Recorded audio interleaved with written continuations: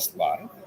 We are live and pre-recorded at beautiful Retro Expo in Plano, Texas, with Mr. Sam Witwer on the last day. How you doing, man, Mr. Sam? Is this live? It's live. Oh my God! Hi. How's it going? Yes, indeed. All the Star Wars goodness, all the awesome video games. You have a new video game coming up as well. What is that? A little bit about that. You're in space, in prison. Good luck. That's how it is. The Callisto Protocol. It should be really good. I mean, it is really good. Actually, I've played it. I'm very, very happy with it. Josh Duhamel as the lead, and me as someone who gives him a hard time. So cool. You talked in your panel today about video games. I like to think of a video game, whether it's a cartridge or digitized, its own digital universe.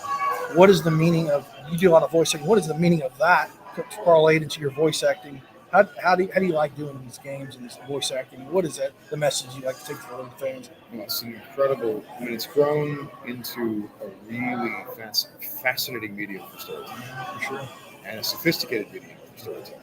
With Days Gone, I was on that project for 4 years, and we were shooting like maniacs, and we ended up producing something like over 5 hours of movie content in addition to crafting the story throughout the gameplay. It's a very satisfying way of telling a story, if it all comes together. It's just also an extremely technically tasking thing to make it all work. And that's when the devs come in. Developers. The devs kill themselves, yes. You do Twitch as well.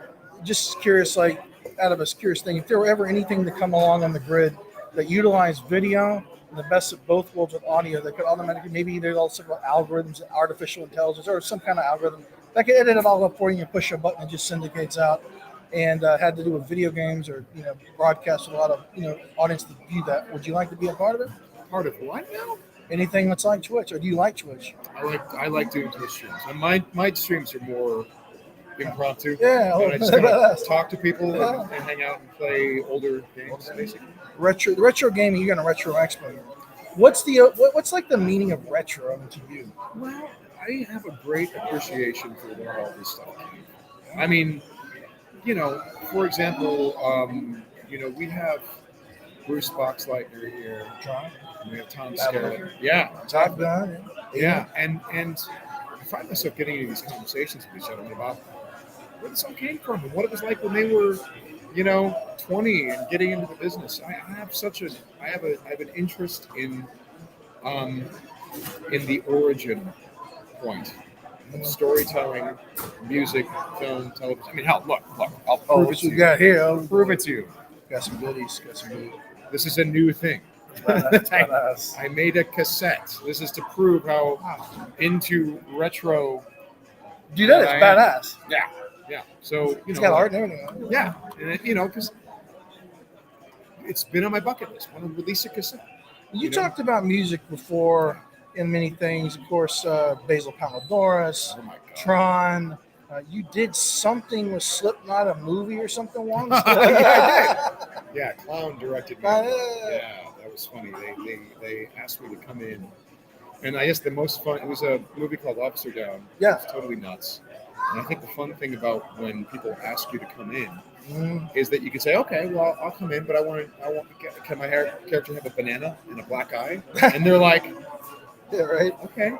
That's the fun. The fun of situations like that is that in theory, people are asking you to come in not just because they want you to do a job, but they want it to be a little bit memorable. So that's when you just get weird. You're like, okay, banana and a black eye. What does it mean? It works. Let the audience figure it out. Star Wars. Let's touch on that just for a little bit. You've done them all. You've done video games. You've done all that.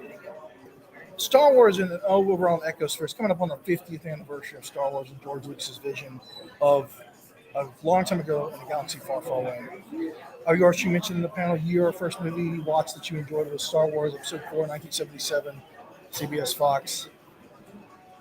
What is the message that you took from that, and it's kind of like you see kids, they're younger, adolescents, and they're down to adult age. It's like a magic about those films, especially that first film. What is it to you, Star Wars in general, and everything that you've done with that franchise? What is it to you? Well, you have your protagonist in there, your lead. Yes. As a kid who was constantly looking around and absorbing information. He's listening to people.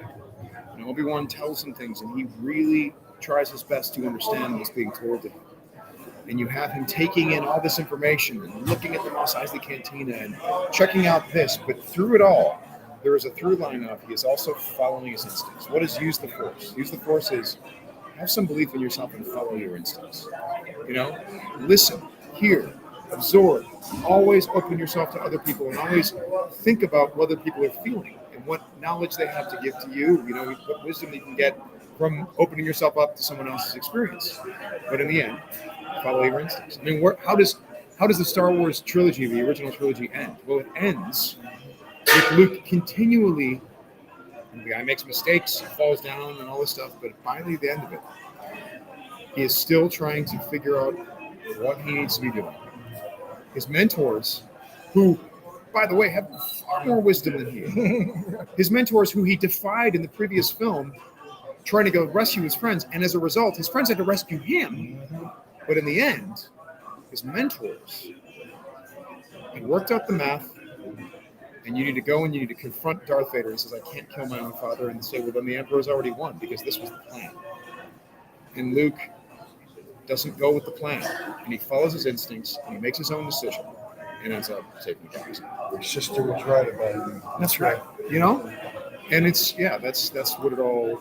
I mean, there's also many other layers of meaning, and depending on which character you focus on, there are different lessons to be learned. You get to the mythology of the Joseph Campbell goodness and all that jazz. So wrapping up, if you'd like to see something in the future be created, you got all this technology now, like all the stuff like Bruce was in. He was in Tron. You've got AR and VR and Meta and all this stuff. Is there something positive about all that you'd like to be a part of? When you do video games, something you like this, something cool that you'd like to see, like in the next 5 to 10 years. Maybe.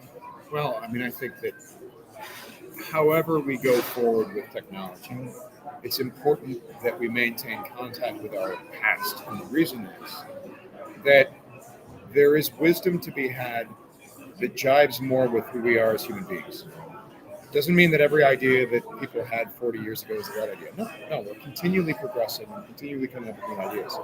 But there needs to be a balance between all these different worlds. For example, you talk about technology. You spend all your time playing video games, you just don't feel very good.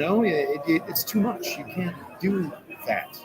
Or, if we're developing VR stuff, I have multiple VR helmets.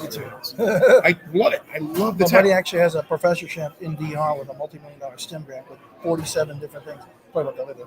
Yeah, well, but having said that, if you spend all your time in VR, it's probably not that great for you. This is why I ask questions of people who are a little bit older and more experienced than I am, because I want to know what was the world like before, and how were things done? How did you do this? How did you do that? How did you live your lives? Because ultimately, if you're not equipping yourself with various tools, you're not necessarily ready to deal with bad stuff. And again, an example of this would be that if you grow up with technology and these phones who are constantly telling you what to click on and where to go and all this stuff and feeding you all this information. It's a disconnect in some way. It's a disconnect. You actually need to learn to, ironically, turn off your targeting computer. What's wrong? Nothing. I'm all right. You need to turn off the technology every now and then and use the Force. Be with yourself in silence. Learn to be bored. Learn to be quiet. Learn to just sit with yourself. Give yourself the tools to essentially manage your own emotions, your own, concerns, your own problems. And, the way I feel is the best way to do it is to really study how did they do it 10 years ago? How did they do it 40 years ago? Right. And also what tools do we have now that we can use? So I know it's a very confusing message, but I find that there is a balance you can have between the old and the new. Old and the new, the balance of the Force, all the goodness. I get it totally. Sam, is there anything you're going to be upcoming on events or anything like that? Or cool? Do you charity work? You ever do that? Yeah, I do some of it. What was I going to say? I like dog huskies. It's all good too, man. I will be in Liverpool, England. In a week and a half, I think, or 2 weeks or something. Check out Sam in Liverpool. Sam, pleasure, brother. We're here on the Digital Grid. We're on the radio on Sci Fiction Radio. We will see you next week. And 7 to 8 p.m. Central Standard Time. whatever times in, over sci fiction. Retro Expo, let's have a toast.